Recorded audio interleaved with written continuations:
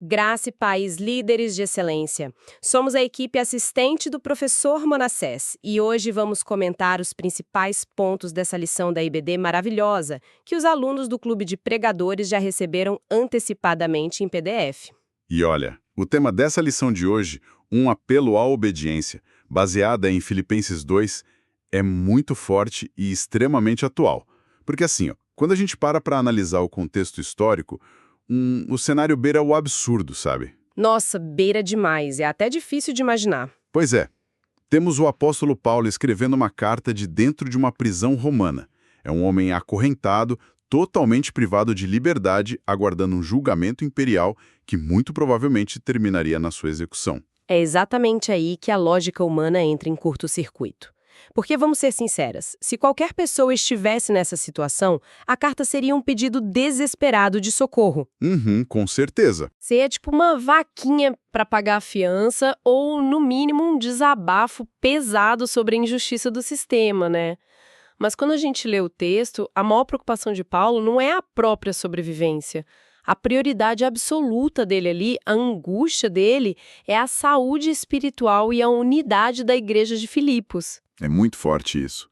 O foco dele está totalmente descentralizado de si mesmo. Ele não gasta, tipo, uma gota de tinta reclamando do desconforto das correntes. Verdade. O nível de maturidade exigido para escrever um tratado sobre alegria, sobre humildade e união, tudo isso enquanto se respira o ar úmido de uma masmorra, é algo que sinceramente desafia completamente a mentalidade utilitarista de hoje. Desafia demais.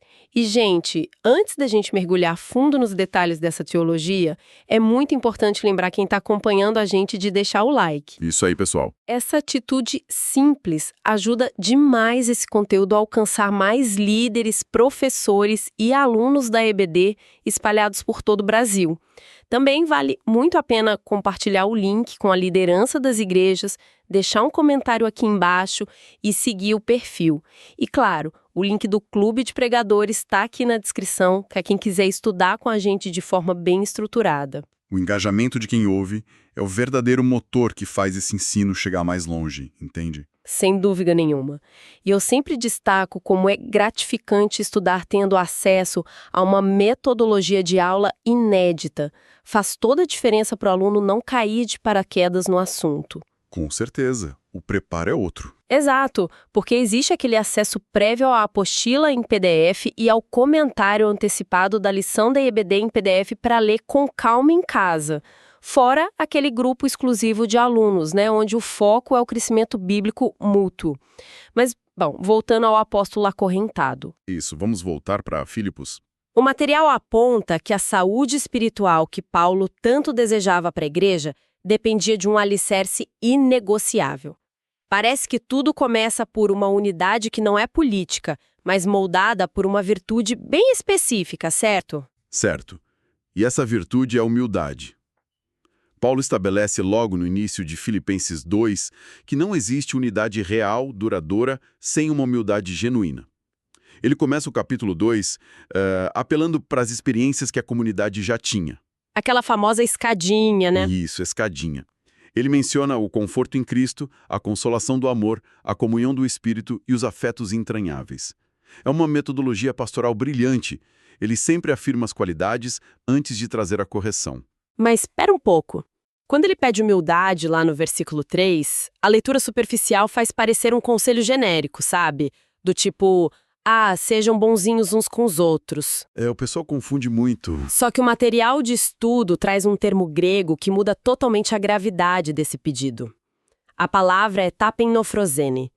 E, até onde eu entendo da cultura greco-romana do primeiro século, isso passava bem longe de ser um elogio. Nossa, longe é apelido. A cultura romana era estritamente baseada num sistema de honra e vergonha.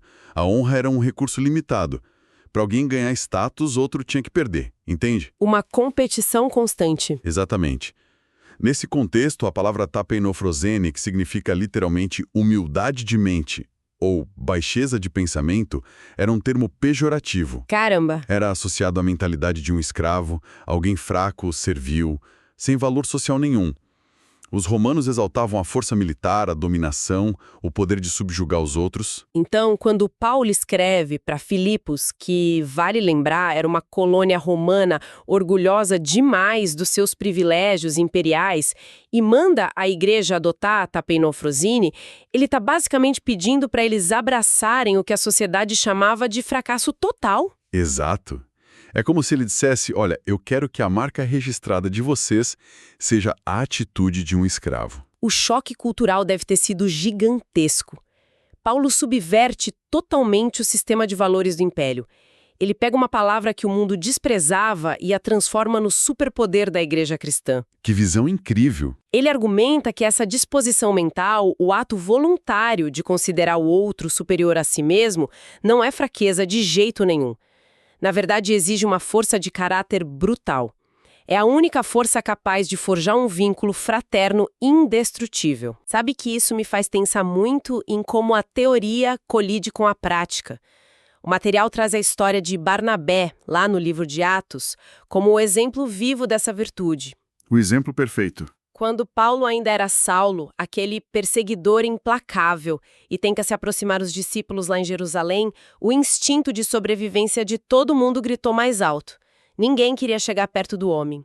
Mas Barnabé agiu de forma diferente. Barnabé, cujo nome significa justamente filho da consolação, leu a situação não pelas lentes do medo ou do status, mas pelas lentes dessa humildade. Ele exerceu a tapeinofrosine na prática. Colocando a vida em risco, né? Sim, ele arriscou a própria reputação e segurança dentro da igreja primitiva para acolher o ex-perseguidor. Ele olhou para Saulo e enxergou a graça operando, colocando a necessidade de integração daquele novo convertido acima da sua própria segurança. Mas vamos ser honestos aqui. Na dinâmica diária de uma igreja local, a nossa natureza humana grita por comparação e por destaque. Há uma disputa invisível pelo microfone, pela influência, pelo aplauso. Como é possível sustentar essa mentalidade de escravo quando nosso ego pede para ser o centro das atenções? É uma luta diária.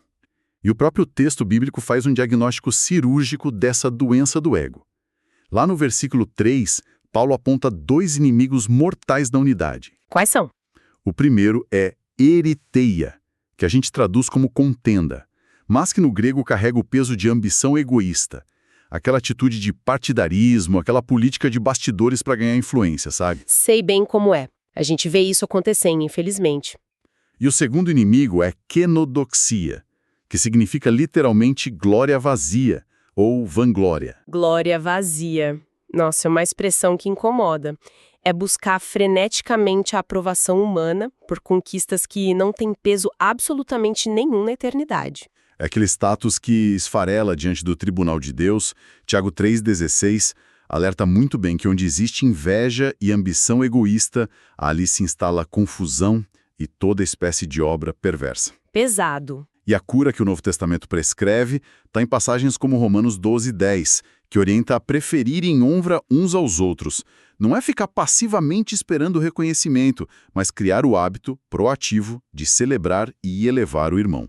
E é muito interessante observar que fugir dessa glória vazia é exatamente o que dá sentido aos debates bíblicos sobre temas polêmicos que acontecem lá dentro do clube de pregadores. Exatamente. O ambiente lá é outro. O objetivo ali nunca é ver quem grita mais alto ou quem esmaga o argumento do outro para massagear o ego, né? A ideia é construir entendimento.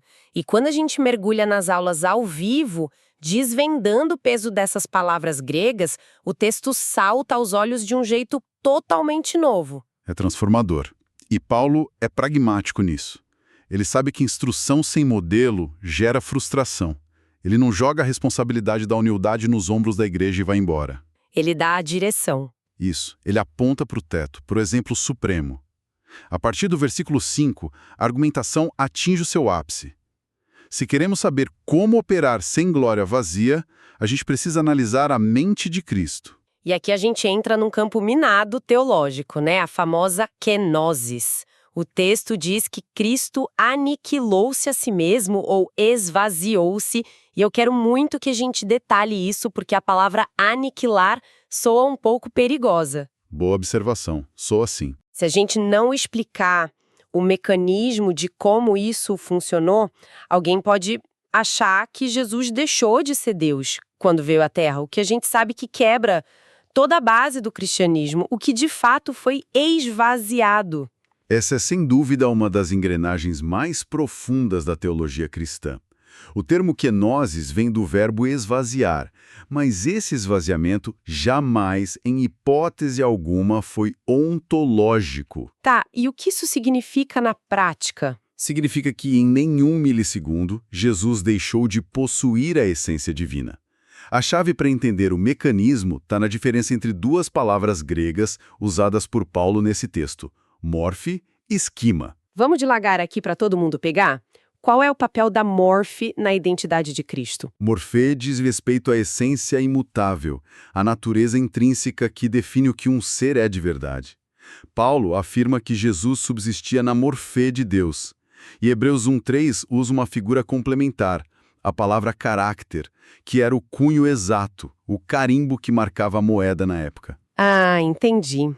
Jesus é a expressão exata do ser de Deus. Isso é imutável.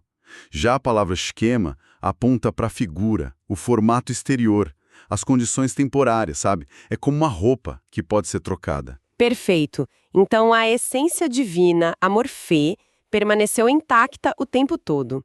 Mas ele alterou o esquema, assumindo as limitações físicas e o formato da natureza humana. É isso? Resumiu perfeitamente. O esvaziamento, a kenosis, foi uma renúncia voluntária de privilégios.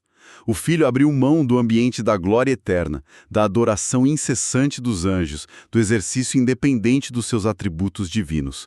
Tudo isso para se submeter totalmente à vontade do Pai na forma humana. Eu penso muito nisso sob a ótica de uma transação econômica absolutamente ilógica, fundamentada lá em 2 Coríntios 8:9, que diz que ele era rico e se fez pobre.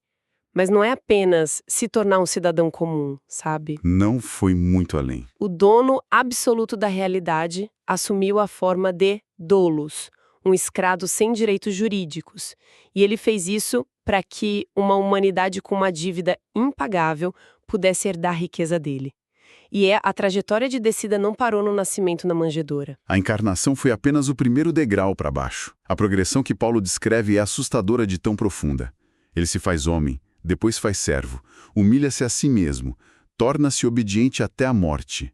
E a última estaca é fincada, a morte de cruz. Que não era apenas um método de execução doloroso, né? Era o ápice da humilhação pública. Era uma maldição explícita. Deuteronômio 21:23 carimbava como maldito todo aquele que fosse pendurado no madeiro. Isaías 53 profetizou o esmagamento pelas nossas iniquidades. Cristo desceu ao porão mais escuro, repulsivo e vergonhoso da experiência humana. Meu Deus! E é aqui que Paulo revela a engrenagem principal do reino de Deus. A exaltação é consequência direta da humilhação.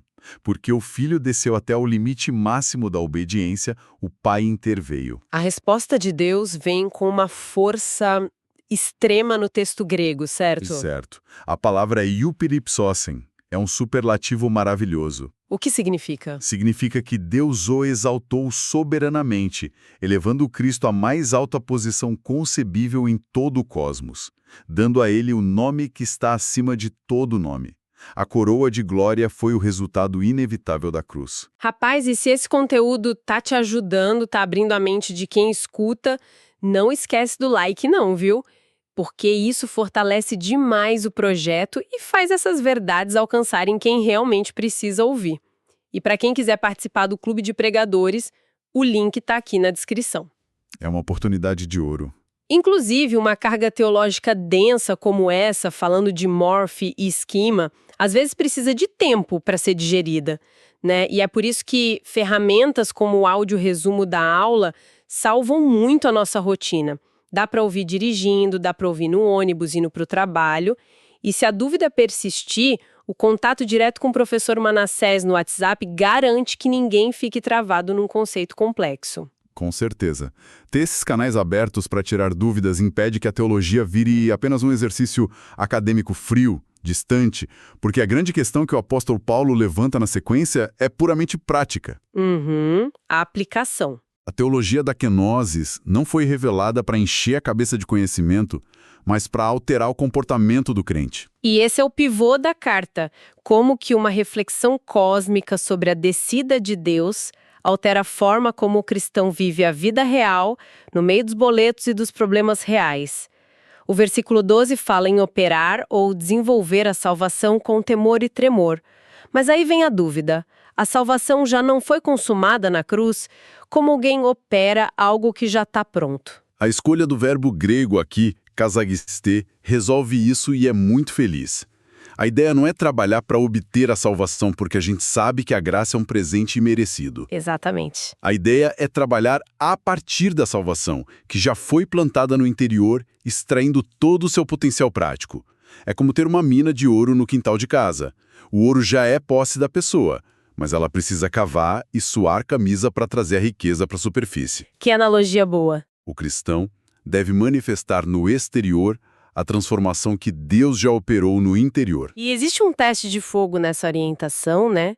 Paulo faz questão de ressaltar que essa obediência precisa acontecer não só na presença dele, mas nas palavras dele, muito mais agora na minha ausência. Isso destrói aquela religiosidade de fachada. Destrói completamente. A verdadeira envergadura do caráter de um líder ou de um crente é revelada precisamente quando os holofotes estão desligados e ninguém está vigiando. A integridade invisível. O material destaca muito bem a narrativa de José no Egito como o paradigma perfeito do Antigo Testamento para ilustrar isso. José estava numa terra estrangeira, vendido como escravo, sem a supervisão do pai, sem templo, sem líderes religiosos por perto para dar exemplo. Totalmente isolado.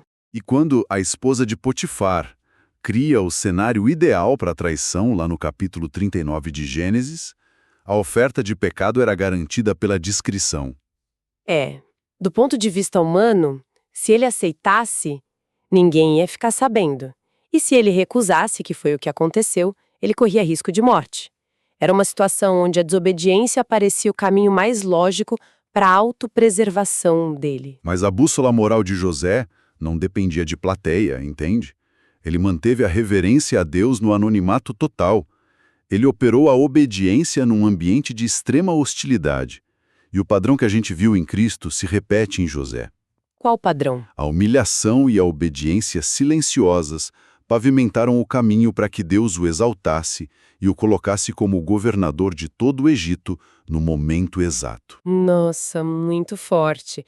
E em contraste frontal com essa atitude de José, o estudo também traz o comportamento desastroso do povo de Israel no deserto. Números 11 descreve uma comunidade infestada pela murmuração. E, analisando friamente, por que a murmuração atrai tanto desgosto divino? Porque muitas vezes a gente trata a murmuração só como um pessimismo inofensivo ou um traço ruim de personalidade, né? A gente minimiza muito, mas a murmuração é tratada com extrema severidade nas Escrituras porque o núcleo dela não é um mero descontentamento com o clima ou com o maná. A murmuração é uma acusação formal contra a soberania, a bondade e a competência de Deus. Como assim uma acusação formal? Quem murmura está no fundo do coração declarando que Deus perdeu o controle da situação ou que ele não sabe o que é melhor para os seus próprios filhos. É uma falha aguda de fé. E lidar com pessoas que lideram reclamando de tudo é exaustivo demais. É por isso que preparar obreiros para servirem com excelência blindados contra essa murmuração é um dos grandes alvos dos treinamentos práticos de pregação e dos treinamentos de liderança eclesiástica que a gente oferece. E faz toda a diferença ter esse preparo. Faz, porque quando o líder tem acesso a um esboço pronto da aula e pesquisas prontas em PDF, o peso da preparação diminui drasticamente. Isso permite que o serviço na igreja não seja um peso amargo nas costas, mas flua com a alegria e a gratidão que Paulo exige no texto. Com certeza. E Paulo não encerra o assunto deixando o leitor apenas com esses princípios abstratos. Ele entende a natureza humana. Nós precisamos de exemplos de carne e osso, exemplos contemporâneos a eles. para provar que viver a mente de Cristo é viável. Para mostrar que dá para fazer. Isso. E no fim do capítulo 2, ele apresenta duas provas vivas, Timóteo e Epafrodito. Falar de obediência teórica é fácil, né?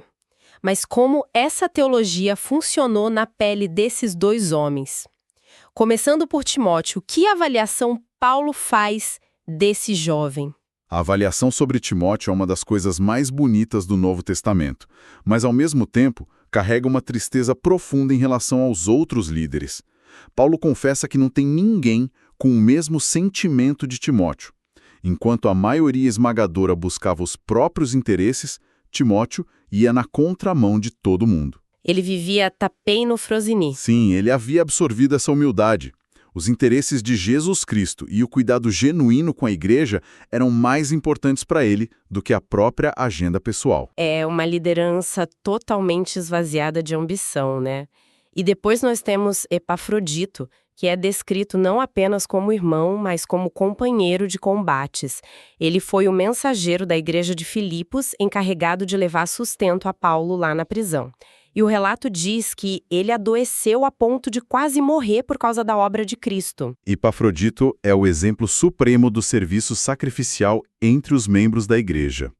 Ele apostou a própria vida pela obra, e o laço de lealdade forjado nas trincheiras do ministério era tão intenso que Paulo admite que a possível morte de Epafrodito seria uma tristeza sobre tristeza irreparável para ele.